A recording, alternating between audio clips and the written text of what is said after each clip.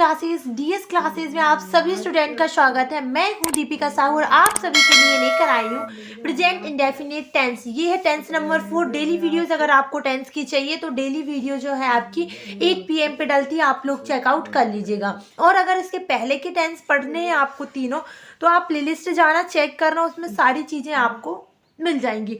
चलिए देखते हैं प्रेजेंट इंडेफिनिट। प्रेजेंट इंडेफिनिट का मतलब क्या होता है। देखिए प्रेजेंट की पहचान क्या होती है। प्रेजेंट की पहचान होती है आपकी है, हूँ और है हूँ है। और इंडेफिनिट की पहचान क्या होती है आपकी ता है, टी है, ते है। इन दोनों की पहचान जब मिक्सअप होती है, दोनों को हम मिलाते हैं तो क्या पहचान बनती है आप सभी की।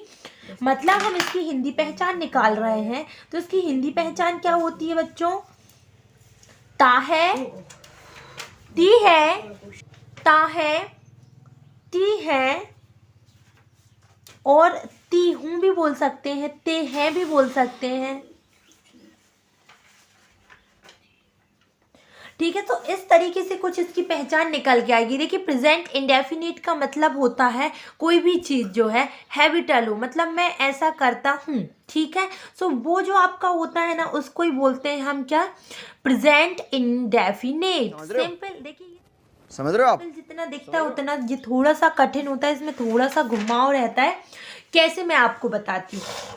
तो अपन इसके स्ट्रक्चर की बात कर लेते हैं। चलिए स्ट्रक्चर देखते हैं सबसे पहले, क्योंकि हमें इसकी हिंदी पहचान तो मिल गई है। जिन सेंटेंस के लास्ट में ता है, ती है, ते है या ती हूँ आएगा तो हम समझ जाएंगे कि वो कौन सा टेंस है भैया, प्रेजेंट इंडेफिनिट है। क्लियर।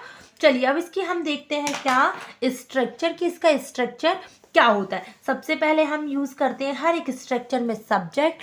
अब हेल्पिंग वर्ब आती है, लेकिन इसमें जो है या तो मेन वर्ब की फर्स्ट फॉर्म आएगी या आईएएस या ईएस। मतलब इसमें हेल्पिंग वर्ब यूज़ नहीं की जाती है।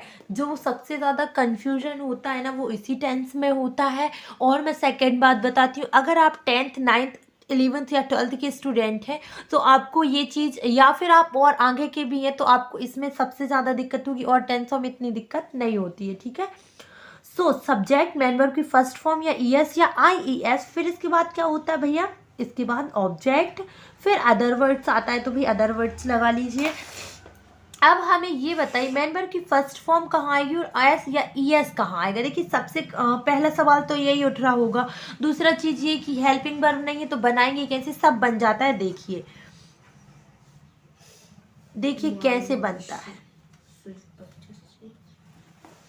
ये इस पे मत जाइएगा, आप सिर्फ समझने पर जाइए। ठीक है, सो देखिए सबसे पहले हम लिख लेते हैं इस तरफ मेन वर्ब की फर्स्ट फॉर्म, और इस तरफ लिख लेते हैं मेन वर्ब में एस ई एस या आई एस। अब देखिए जिनको ये नहीं समझ में आ रहा मेन वर्ब में S E S I S क्या होता है, तो वो सिंगुलर टू प्लूरल की वीडियो देख ले, उसमें उसको समझ में आ जाएगा कि ये क्या होता है। ठीक है, अपन अभी इधर देखेंगे क्या कि मेन वर्ब की फर्स्ट फॉर्म कहाँ आएगी और मेन वर्ब में एस ई एस या आई ई एस कहाँ आएगा। ठीक है, अपन को ये देखना है। तो मेन वर्ब की फर्स्ट फॉर्म कहाँ आती है, मेन वर्ब की फर्स्ट फॉर्म आती है आई के साथ, वी के साथ, यू के साथ और दे के साथ। इन सब्जेक्टों के साथ हमेशा मेन वर्ब की फर्स्ट फॉर्म यूज़ की जाती है। अब मेन वर्ब में एस या ई एस या आई एस कब यूज़ किया जाता है, he, see, it, name. He, see, it, name के साथ क्या होता है, मेन वर्ब में एस या ई एस या आई एस यूज़ किया जाता है। चलिए हम देखते हैं कैसे, क्योंकि सबसे पहला तो बिना एग्जाम्पल के, बिना किसी चीज़ के हम समझ ही नहीं सकते ना कि कैसे बनेंगे और आएंगे किस तरीके से, हमें ये भी जानना बहुत ज़्यादा ज़रूरी है। देखिए मैं बताती हूँ आपको। जैसे मैंने बोला इसमें हैबिटल चीज़ों की बात होती है, जिन चीज़ों की हमें ज़्यादातर आदत होती है। ठीक है, उनकी ज़्यादा इसमें यूज़ किया जाता है। जैसे मैंने कहा आप सभी से कि मैं रोज़ नहाती हूँ, मैंने कहा मैं रोज़ नहाती हूँ।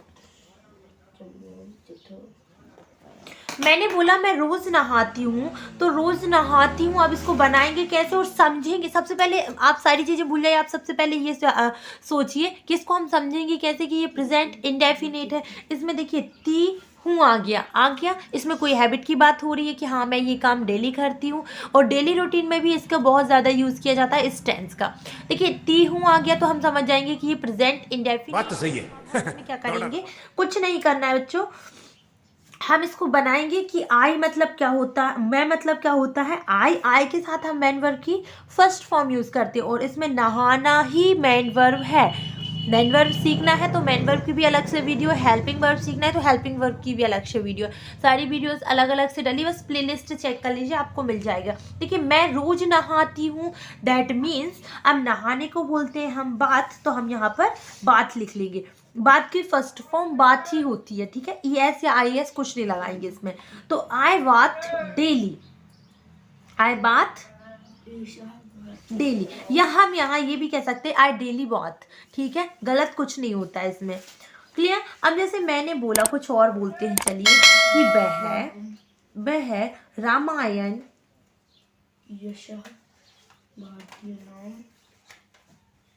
वह रामायण पढ़ती है, वह रामायण पढ़ती है। क्या बोला हमने, वह रामायण पढ़ती। तो अब हम इसको कैसे बनाएंगे, बहुत इजी है इसको बनाना भी, जैसे हमने इसको बनाया ना वैसा ही इजी है, बस थोड़ा सा कॉन्सेंट्रेट करना है आप सभी को। देखिए मैंने बोला क्या, वह रामायण पढ़ती है, तो वह मतलब ती हूँ आया है, मतलब कोई लड़की की बात हो रही, तो हम लोग यहाँ पर क्या लिखेंगे, सी, क्या लिखेंगे, सी। पढ़ने को बोलते हैं क्या, रीड। अब हम रीड में बताइए, सी के साथ मेन वर्ब में एस या ES या IES आता है, तो अब हम इसमें क्या लिखें, एस लिखें, ES लिखें, IS लिखें। इसमें हम एस लिखेंगे, क्यों लिखेंगे, आप सिंगुलर टू प्लूरल की वीडियो देख लीजिए, आपको समझ में आ जाएगा। और अगर मेन वर्ब देखनी है तो मेन वर्ब की वीडियो भी डल चुकी है, ठीक है। सी रीड्स रामायण, क्या, रामायण, ठीक है, सी रीड्स रामायण। क्लियर। इस तरीके से हम प्रेजेंट इंडेफिनिट के अफर्मेटिव, इनको बोला क्या जाता है, देखिए या तो आप इनको सिंपल लैंग्वेज में क्या बोल लीजिए, सिंपल सेंटेंस, क्या बोल लीजिए बच्चों, सिंपल सेंटेंस, या फिर बोल लीजिए आप अफर्मेटिव, अफर्मेटिव। कुछ बच्चे नहीं समझते हैं इसको, अफर्मेटिव को बहुत कम सुनने को मिलता है, तो आप सिंपल सेंटेंस भी इनको बोल सकते हैं, इसमें कोई दो राह नहीं है कि इसको कोई गलत करेगा, ठीक है। चलिए अब हम देखते हैं इसका नेगेटिव, क्या देखते हैं भाई, नेगेटिव। ये तो सिंपल था कि हम सिंपल बोलते हैं, कभी कभी हम ये भी तो बोलते हैं ना, हाँ मुझे ये काम नहीं करना है, बोलते हैं कि नहीं, तो इस तरीके से भी तो बनाया जाता होगा ना किसी सेंटेंस को, तो इसको बनाया जाता है। देखिए नेगेटिव का मतलब नॉट से होता है, मतलब इसमें हम कभी भी जो बात करेंगे वो नहीं के सेंस में ही करेंगे। तो सबसे पहले आप ये माइंड में याद रखिएगा कि बिना हेल्पिंग वर्ब के नेगेटिव सेंटेंस कभी नहीं बनता है। तो अब हम इसमें क्या करेंगे, आप बोलेंगे इसमें तो हेल्पिंग वर्ब ही नहीं है, तो हम इसमें एक्सिलरी वर्ब यूज़ करेंगे। क्या करेंगे, एक्सिलरी वर्ब यूज़ करेंगे, और बहुत सिंपल होती हैं, बहुत आराम से आप सीख जाएंगे। देखिए सबसे पहले तो हम सब्जेक्ट लिखेंगे, स्ट्रक्चर सबसे पहले फॉलो किया जाता है तब, ताकि हम इसको आराम से क्लियर बेस पर बना सकें। तो हम सब्जेक्ट लिखेंगे, अब यहाँ पर डू या डज में से कुछ भी आएगा, फिर इसके बाद नॉट आता है, इनको एक्सिलरी वर्ब, लिंकिंग वर्ब बोला जाता है। और विदाउट हेल्पिंग वर्ब आप कभी भी देखिएगा कि नेगेटिव सेंटेंस या इंटरोगेटिव नेगेटिव नहीं बनता है। तो subject do does plus not, फिर इसके बाद आपकी मेन वर्ब की फर्स्ट फॉर्म। अब आप बोलेंगे मैम एस या ES कहाँ गायब हो गया, महज जो एस या ES था उसका साथ सिर्फ अफर्मेटिव मतलब अफर्मेटिव तक रहता है, फिर इसके बाद जो मेन वर्ब की फर्स्ट फॉर्म है वो ही लॉयल इंसान है, तो वही आखिर तक चलेगा, आखिरी तक वही चलेगा। क्लियर। तो देखिए सबसे पहले हमने सब्जेक्ट लिख लिया, do does not, main verb की फर्स्ट फॉर्म, देन ऑब्जेक्ट आ गया सिंपल, या फिर आप इसके बाद अदर वर्ड्स भी लिख सकते हैं। अब आपके माइंड में बड़ी उत्सुकता से ऐसे सांस ले लीजिए, आपने बहुत देर से रोक के रखी है। डू या डज, डू कहाँ आता है, डज कहाँ आता है, और हमेशा मेन वर्ब की फर्स्ट फॉर्म आती है या नहीं आती, कहीं ऐसे या ES तो नहीं लगा देते, नहीं जी नहीं लगाते। देखिए क्या करते हैं, सिंपल सा फंडा रहता है इसका, डू जो है जहाँ मेन वर्ब की फर्स्ट फॉर्म आती है ना वहाँ डू आ जाता है, जहाँ मेन वर्ब की एस या ES आती है वहाँ डज आ जाता है। मतलब जिन सब्जेक्टों के साथ एस या ES आता है ना उन सब्जेक्ट के साथ डज आने लगता है, ही, सी, इट, नेप, इनके साथ क्या आने लगता है, डज आने लगता है। और आई, वी, यू, दे, इनके साथ क्या आ जाता है भाई लोग, डू आ जाता है। आ जाता है, मतलब डू आता है आई वी यू दे के साथ, डज आता है ही सी इट नेम के साथ। क्लियर? इज इट क्लियर और नॉट? बताइए। देखिए आपने क्या किया, डू डज को क्लैरिफाई कर दिया। डू लगा लो, डज लगा लो, डिड लगा लो, कुछ भी लगा लो, आएगी मैन वर्ब की फर्स्ट फॉर्म। ये आपका कभी पीछा नहीं छोड़ती, बहुत ही इंसान जो है बड़ा लॉयल है ये। चलिए हम एक इस एग्जाम्पल से समझते हैं। जैसे मैंने बोला कि वह अंग्रेजी नहीं लिखता है। वह अंग्रेजी नहीं लिखता है। मैंने बोला वह अंग्रेजी नहीं लिखता है। क्यों नहीं लिखता है? चलिए हम देखते हैं ऐसे कैसे कोई अंग्रेजी नहीं लिख सकता। लिखता है मतलब लड़का है, अब लिखता है मतलब लड़का नहीं। कभी भी आप लड़का से ता है करके ही तो बात करेंगे, ये थोड़ी बोलेंगे कि वह अंग्रेजी लिखती है। लिखती है दैट मीन्स लड़की है, लिखता है दैट मीन्स लड़का है, इसीलिए मैंने बोला। नहीं तो आप सोचे लिखना के हिसाब से कैसे दीदी ने पता कर लिया। कुछ नहीं है भाई, ही मतलब जो लड़का है तो वो ही बोलेंगे उसको। अब ही के साथ डू आएगा या डज आएगा? नहीं से तो समझ गए होंगे ना कि आप नेगेटिव बन रहा है ना। तो लिखता है दैट मीन्स भैया बोलिए ना डज नॉट। क्या आ गया? Does not. लिखना मतलब क्या होता है? राइट। क्या होता है? राइट। अब आप सोचेंगे ही के साथ तो एस या ई एस आता था, लेकिन इसने वो काम कर दिया है। जब भी सेंटेंस में डज नॉट, डू नॉट या डिड नॉट लग जाता है तो मैन वर्ब की हमेशा फर्स्ट फॉर्म आती है। ठीक है, so he does not write English. ठीक है, he does not write English. Clear? चलिए एक दो एग्जाम्पल और देख लेते हैं हम लोग, फिर सेशन को बंद करना है क्योंकि वीडियो लॉन्ग होती जा रही है। मैंने बोला कि जो संगीता है काम करती है। संगीता काम करती है। अब मैंने इसमें लिख दिया कि संगीता काम नहीं करती है। ठीक है, मैंने बोला संगीता काम नहीं करती। अब इसको बनाना जरा आप लोग बनाइए, जब तक मैं कर रही हूँ जब तक आप बनाइए। संगीता को क्या बोलेंगे? संगीता। इंग्लिश में क्या बोलते हैं संगीता को? संगीता।